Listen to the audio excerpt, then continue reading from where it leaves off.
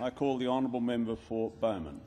Thank you, Mr Deputy Speaker, and I'm effectively in continuance with the member of Moncrieff, and I have very, very similar concerns. What we've seen in this debate, and many of us have sat through it, is that we have failed to see the government's argument that we need to act immediately on climate change to be translated into a valid argument for haste with this bill.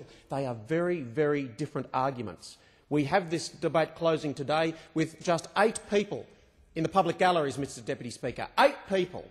And that is reflecting that the government has again failed to take the people with them on the complexities around what is the most important legislation brought before this place in nearly a decade. Now let me compare just for a moment with the GST legislation of the 1990s. Members in this place will recall it was this side of the parliament that took the people with them.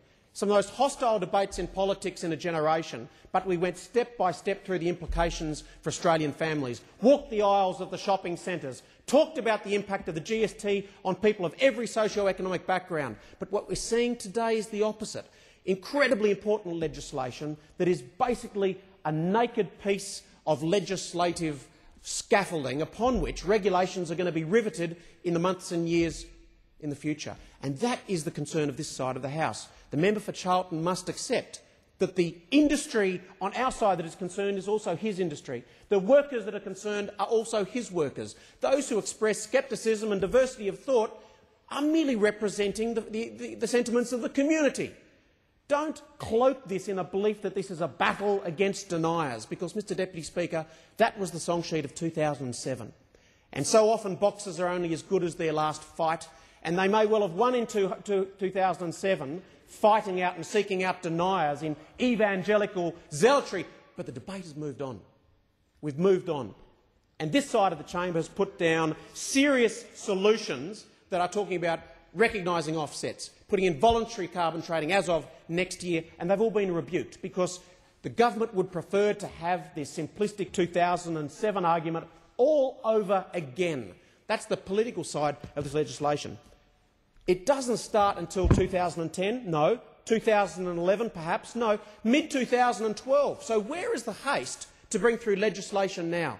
Wait 5 months? That is not being contemplated by the government. The great tragedy, Mr Deputy Speaker, is that washed away from here has been any valid debate upon the shape of the trading system we want. Read that legislation and all you will see are very superficial references to OTNs and to caps and to trading and to defining who's affected. But look for the regulations.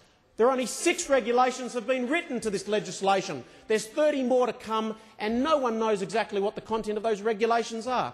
The problem is the government won't come back here and debate those further additions, because they're sneaking it through now in the cover of night with barely any interest here in the galleries. We've got schools here today, we've got Burrundutta here, Mary MacKillop. Those schools are watching the most important piece of legislation, but abrogated has been any form of meaningful debate from the other side beyond seeking out the deniers and exposing them. Well, if I have to apologise for this side of the House for having diversity of view, I will do it happily, because it represents what's happening in the community.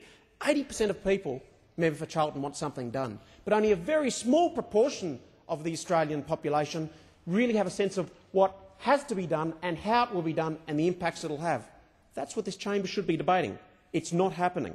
I want to contrast it, as I have, with this side's approach to complex and important legislation like the GST.